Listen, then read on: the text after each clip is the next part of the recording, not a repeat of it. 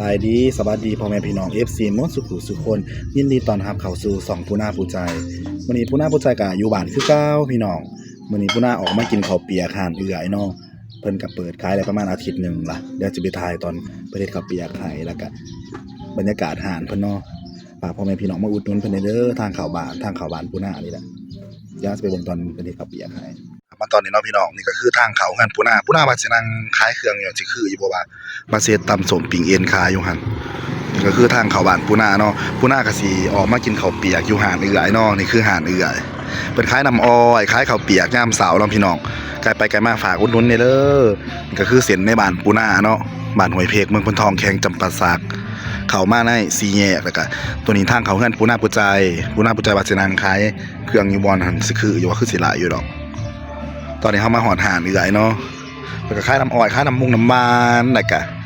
ไข่ยังอีแหละหลายอย่างอยู่คงกินเพิ่นเลยพี่น้องไข่ลูกศอกลูกซีนขนมกับต้มน้ำอ้อยสบายดีสาว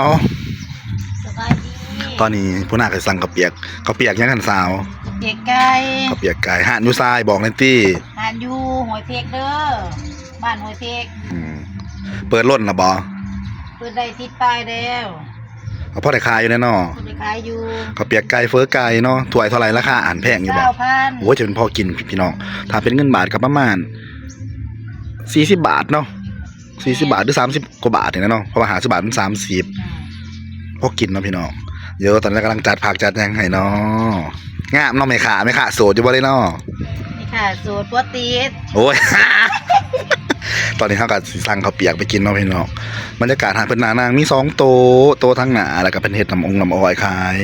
ก็บ่ไกลเนาะขี่เข้ามาในบ้านทั้งในบ้านพุ่นน่ะก็สิมีคาเฟ่อยู่เด้ฮะหากบ่ทันได้ไปถ่ายเบิ่งแล้วก็มีโต๊ะนั่งเนาะโฮมเย็นดีสบายนะสวัสดิ์เสบยคือกันเราขายอยู่กับเพื่อนตัวเองบ่ได้เซาเนาะพี่น้องตอนนี้เฮากำลังสั่งข้าวเปียกเพิ่นเนาะประเทศข้าวเปียกให้ปูนาโอ้หมอแล้วก็เดือดๆเด้เนาะ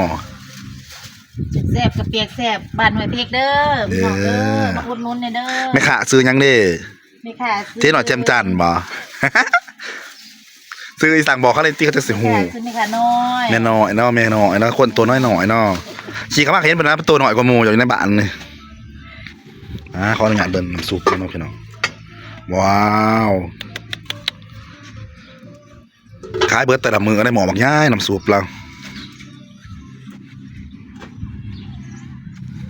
ข้าวเปียกเนาะพี่น้องข้าวเปียกไก่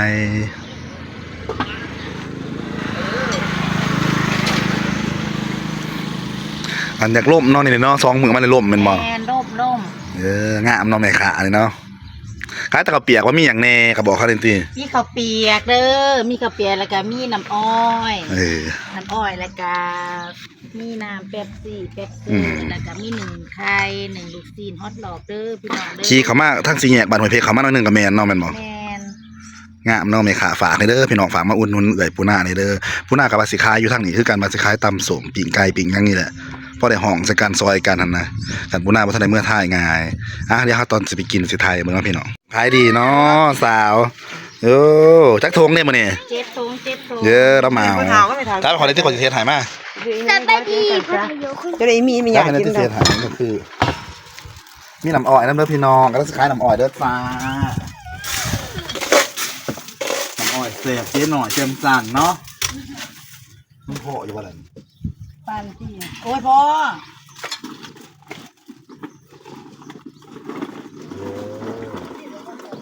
โอ้พ่อติดนี่เอาไว้เด้อเมียในทงแม่นบ่ใส่เด้อโดดน้ำอ้อยแซ่บจ้าเฟ้อกับแซ่บเนาะคนขายกับงามเนาะเฮ็ดไปสวยอยู่แต่งหน้าที่นี่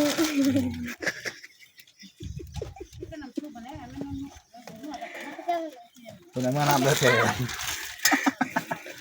ตายเองเนาะลุกตายเป็นแม่ค้าเลยลุกเล่นเดี๋ยวมาโบดกับคล้ายเครื่องเป็นสิเบิ่งดอก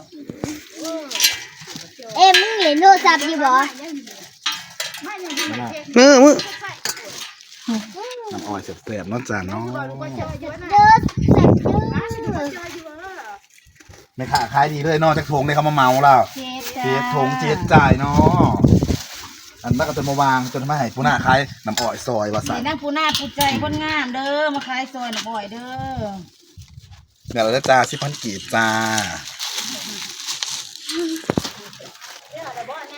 เดี๋ยวเราดิ 10 พันป๊าป๊า เยอะดูขากันมานั่งถาเนาะสบายดี จ้า นะมาใส่เสื้อลายคือกันแถวเนาะงามเนาะแล้วแม่มาสื่อใส่ธงบ่ เรียน บัดเช้านี่มาสื่อยังนี่ฮะเยอะไม่ขาทายไม่ขาก่อนเด้อนี่นี่ที่ไม่ขาหนาบูดเลยอยู่ครับว่าราคาดีเนาะพี่น้องเยอะกับสวยกับยังเนาะฝากให้เด้อพอพี่น้องฝากติดตามเด้อฝากอุดหนุนเพิ่นแน่ถามมาตอนนี้เนาะพี่น้องเขาวเปียกเขากระไรเลยเนาะปิดตาแซ่บตาแซ่บยั่วๆเขาวเปียกหอนๆมาแซ่บๆเหมือนกันเด้อจ้าหมดผู้นางผู้ใจสินางกินให้เบิ่งเนาะมันนี้นะ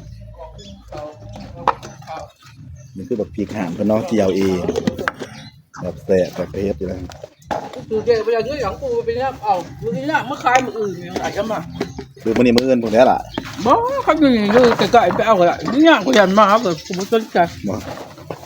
มาก็คือปลอมเนี่ย เลิศจ้ากินข้าวเปียกน้ำกันเลยทุกคนเลยแซ่บๆเลิศจ้า นี่ก็จะไปเรื่องอยู่ แล้วบอกไปขายเครื่องหมอพี่เมย์น้ำมาคออย่างเตอผมได้ยินแล้วจมร้านไม่ถับป้าไม่ถับป่านไปคอเพิ่นสิขายแล้วก่อนเพิ่นมาแล้วบ่ถือบีแล้วบ่ถือลายบีกกับอีเมล ก็คือกันแล้วก็บ่ถือกันเนาะก็ถือมึงนึงนี่แหละ ไปซื้อ63ขนมอย่าง62บ่ บ่ได้อาจารย์แฮงอัดปฏิบัติแดนยังบ่ไก่อยู่ในเฟซมีได้เด็ก กั กัน บ น่ะ พี่น้องผู้หน้าเนาะสบายดีพี่สาว โอ้ยอย่าไม่เยี่ยงมาข่อยนะ โอ้ย อ้ายกะเฒ่าแล้วหน้าเหี่ยวห แล้ว นาว ถือเลขแล้วพี่น้องก็ถือเลข10ข้าง โอ้ยหน้าอยู่ ไปละ พูดข้างหน้าแล้วกูอาย คือแค่นี้แต่พี่เฮ็ดเนาะบ่เฮ็ดกันหรอก ดินก็เลยจังเมื่ออุ้ย โอ้ก็มันอวยกล่องกับกู สาวเป็นนิสัย มันก็จังเมื่อ เปียกแซ่บจ้าพี่น้องจะเสร็จยังแต่ละมื้อเนาะผู้หน้าผู้ใจก็อยู่แต่เฮือนแต่ซ่านรอเฮๆกินเหล้ากินเบียร์เด้ออยู่อยากประเทศอย่างในเมื่อไทยขึ้นอยู่หรอเดี๋ยวบุญบานก่อนเดี๋ยวปีใหม่ก่อนซะมาเลย โอ้บ้านเฮาเก็บเงินบ่ได้หรอก งาน มันมีความบ่ชนอยู่บ้านเขาจะบ่เฮ็ดจักบ่ได้กินน่ะว่าเฮ็ดแล้วก็อยู่ไปคุยว่าจะหาจะได้จักแกกจักมาเด้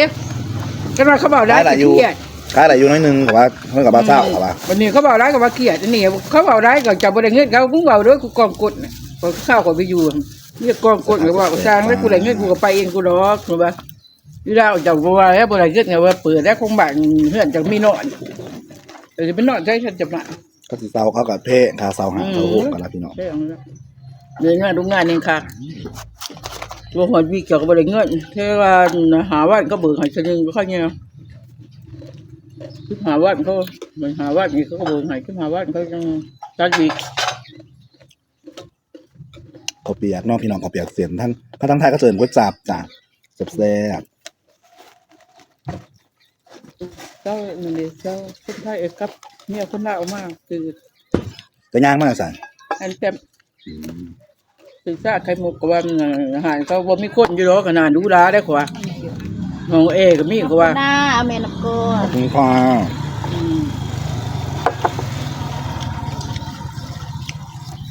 มันก็คนไข้ตัวคนไข้ผมชกเมื่อแล้วเราใส่เจาะคนไข้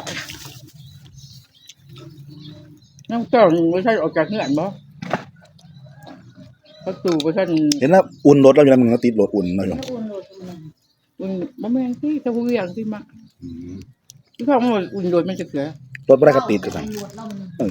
จังอุ่นโดย แล้วอุ่นรถไว้แล้วบ่ได้คอยขี่ แล้วมันคือมันตะเวียงก็เลยเป็นเหนียว แซ่บพี่น้องเกิดก็อยู่ในห่วยเพกเนาะขี่เขามาขี่แงะน้อยลงกับมาทั้งหน้าหานมันก็จะมีตู้น้ำอ้อยคล้ายน้ำอ้อยเนาะ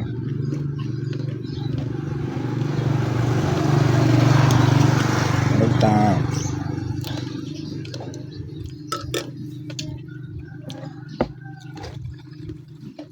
ตื่นขึ้นมาจะไปใส่ตรงตัวอาบน้ำกินข้าว กินบ่ได้แล้วตี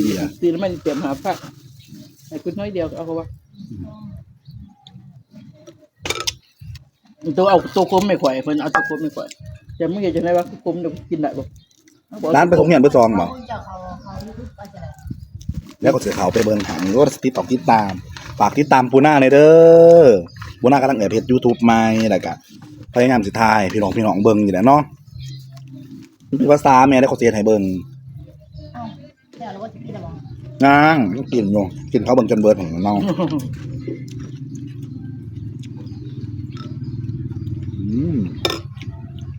เราจะมาติดตามปูหน้าแล้ว